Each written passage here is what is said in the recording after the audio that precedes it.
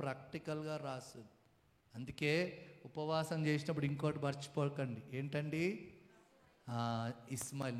నవ్వకండి, smile ఇవ్వండి. ఈ తెలుగు పదాలు చాలా జాగ్రత్తగా వాడాలి. స్మైల్. అందుకే ఎవరి సంతోషమో దేవుని సంతోషము మనలో కనపడాలి. చదువునాను ముందుకి.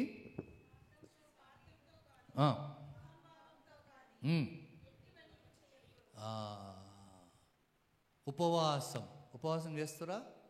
అవును స్వామి. చికెన్, మటన్, కోడిగుడ్డు.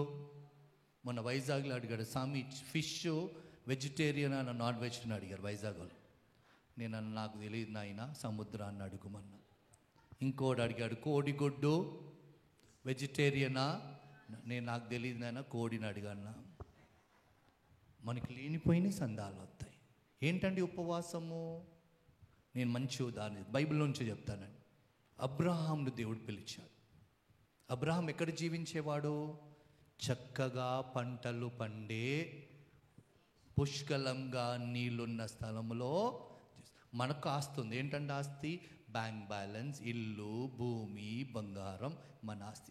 అప్పుడు వారికి ఆస్తి ఏంటండి? గొర్రెలు, మేకలు, గుర్రాలు, ఇవన్నీ ఆస్తి. ఇవన్నిటికి ఏమవసరం అండి? నీళ్ళు కావాలి, ఇంకా మేత కావాలి. అబ్రహాం ఉన్న స్థలం అలాంటిది.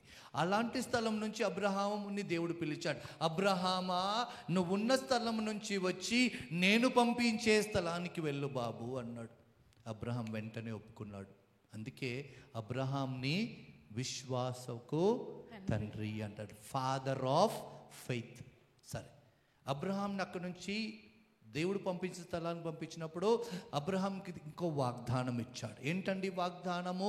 నీ సంతానము ఆకాశంలో ఉన్న నక్షత్రము వలె, సముద్ర తీరం పైనున్న ఇసుక రేణువు వలె ఉండును అని వాగ్దానం ఇచ్చాడు. అబ్రహాము ప్రతిరోజు వాగ్దానం కోరి ప్రార్థించేవాడు. ప్రభువా, నీవు నాకు, నా కుటుంబానికి వాగ్దానం చేశావో, ఆకాశంలో ఉన్న నక్షత్రము వలె, సముద్ర తీరం పైనున్న ఇసుక రేణువు వలె నువ్వు సంతానంనిస్తావు. ప్రభువా, వాగ్దానాన్ని కోరి ప్రార్థిస్తున్నాను.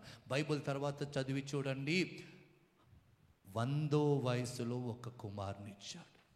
He was 100 years old when he got a son. ఏంటండి కుమారుని పేరు? ఇస్సాకు. దేవుడు అబ్రహాంకి ఇస్సాకు ఇచ్చినాక మళ్ళీ కొన్ని రోజుల తర్వాత మళ్ళీ దేవుడు పిలిచాడు. ఏమన్నాడు అబ్రహాంతో? అబ్రహామా, ఇప్పుడు ఇది జాగ్రత్తగా వినండి. అబ్రహామా, నీవు అధికముగా ప్రేమించేది నాకు బలిగా అర్పించు. నీవు అధికముగా ప్రేమించేది నాకు బలిగా. ఏంటండి ఉపవాసము? దేవుని కన్నా అధికముగా ప్రేమించేది దేవునికి అర్పించు. తిరుసభ సలహా ఇచ్చింది. ఏం సలహా ఇచ్చిందండి? మాంసం భుజించొద్దు అని సలహా ఇచ్చింది. ఆహారం నుంచి ఉపవాసం చేయమని సలహా ఇచ్చింది. అయిపోయిందా ఉపవాసం? కాలేదండి. ఇదే ఫిలిప్పీయులకు రాసిన లేఖలో ముందుకు చదివితే మనం తెలియబోతున్నది, క్రీస్తు ప్రభువులో ఉన్న మనస్తత్వము ప్రతి క్రైస్తవ బిడ్డలో ఉండాలి. క్రీస్తు ప్రభువులో ఉన్న మనస్తత్వము ప్రతి క్రైస్తవుడు, every Christian is called to have the mind of Christ. ఎవరిని వెంబడిస్తున్నామండి? క్రీస్తు. ఎవరు మనల్ని పిలిచాడో? క్రీస్తు. ఎవరు మనస్తత్వమో? క్రీస్తు. అందుకే ఆహార ఉపవాసముతో సహోదరి సహోదరరా, నీ ఆలోచన యందు కూడా ఉపవాసము చెయ్యాలి. దేవునికి ఇష్టము లేది ఏ ఆలోచన మనలో ఉండరాదు. ఇతరులకు వ్యతిరేకముగా, ఇతరులకు ప్రేమకు వ్యతిరేకంగా ఉన్న ఆలోచనలు మన మనస్సులో ఉండరాదు. నీ ఆలోచన యందు ఉపవాసం. Fast with your thoughts. అయిపోయిందా అండి? లేదండి. యాకోబు గ్రంథం 3వ అధ్యాయం, అది మళ్ళీ సమయం ఉన్నప్పుడు చదవండి. నాలుక గురించి. James chapter 3 speaks about tongue. ఒక వచనం చదవండి, 3వ అధ్యాయం 1వ వచనము. సహోదరులారా, ఒకరు చదువున్నాను. అందరు ఆపేసారా? మంచి.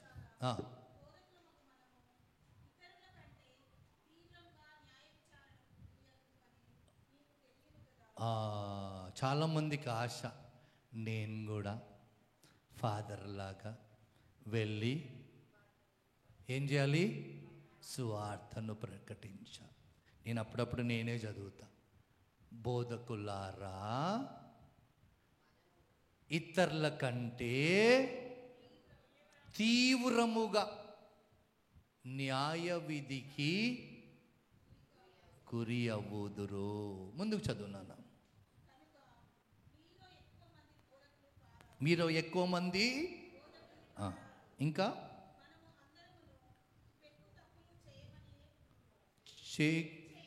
చేయుచున్నే ఉండుము.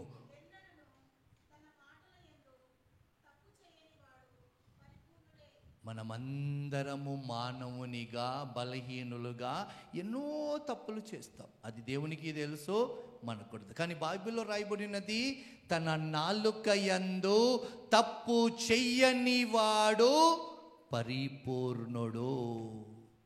One who does no mistakes with the tongue is perfect. ఒకసారి ఆలోచించి చూడండి. ఉదయం లేచినప్పటి నుంచి పడుకునేదాకా దీనికి రెస్ట్ ఉండదు. కొంతమందికి అది సరిపోకుండా నిద్రలో కూడా మాట్లాడతారు. సైకాలజీలో ఒక రహస్యం ఉంది, మీకు చెప్తాను. నిద్రలో మాట్లాడే వాళ్ళారా జాగ్రత్త. ఎందుకు జాగ్రత్త? మీకు తెలియకుండా నిజాలన్నీ చెప్పేస్తారు. ఇది psychology. All those who have the habit of talking in the sleep, be aware that you are telling all the truth when you talk in the sleep. Praise the Lord. Praise the Lord. ముందుకు చదువు తల్లి.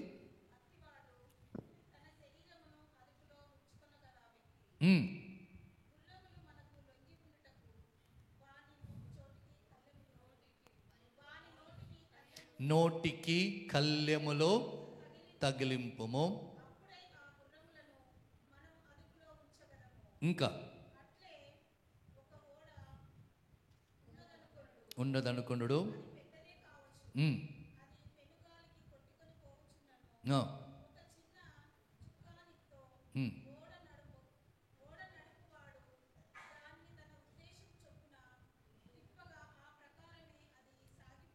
ఇంకో line తల్లి. మన నాలుక విషయమును కూడా ఇంతే. చదువు. అది మన శరీరంలో చాలా చిన్నది. ఇంకా దిట్ట. ఇది తెలుగు. మన శరీరంలో అది చాలా చిన్నది, కానీ గొప్పలు చెప్పుకోవడం. ట్రాన్స్లేట్ చేస్తున్నా. ఎవరు గొప్పలు? మన గొప్పలు చెప్పుకోవడంలో దిట్ట. మాకు సెమినరీలో ఒక ఫాదర్ గారు క్లాస్ నేర్పడం అంటాడు, ఇక్కడ నుంచి ఒక స్టోరీ మొదలు పెట్టామనుకోండి, అది వెళ్ళి వెళ్ళి వెళ్ళి చివరి అందేదాకా మొత్తం స్టోరీ మారిపోతుంది. ఎందుకండి? ఒక్కొక్కరు జర్రా దాంట్లో కరెక్ట్. ఈ తెలంగాణ మొన్న కష్టపడే వారం రోజులు ఆంధ్ర భాష చెప్పకుండా. ఆడ పోయినప్పుడు తెలంగాణ భాష మాట్లాడాను, వైజాగ్లో ఆంధ్ర భాష ఇప్పుడు మళ్ళీ తెలంగాణకు రావనా. మసాలా కలపడంలో దిట్ట. ఏంటి ఏంటి నాన్న, కొంచెం ముందు చదువు నాన్న, ఇంకా బాగుంది దాంట్లో. ఒక చిన్న రిప్పు రవ్వ ఒక అడవినే కాల్చివేసే శక్తి ఉన్నది. తగలబెట్టును. నాలుక ఏంటండి? ఆ నాలుక ఏంటండి? మర్చిపోకండి, ముందుకు ఇంకోటి వస్తుంది. అది ఒక ఉన్నది, కానీ వాక్యం చెప్తున్నది ఒక ప్రపంచమే. ఇంకా మన శరీరము.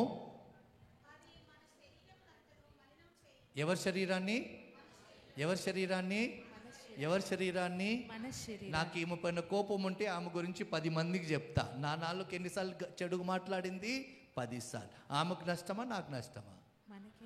ఇది మనం మర్చిపోతామండి. ఇంకో లైన్ చదువు నాన్న. ఎవరి జీవితము? ఎవరి జీవితము? మన జీవితానికి అది నిప్పు పెట్టును.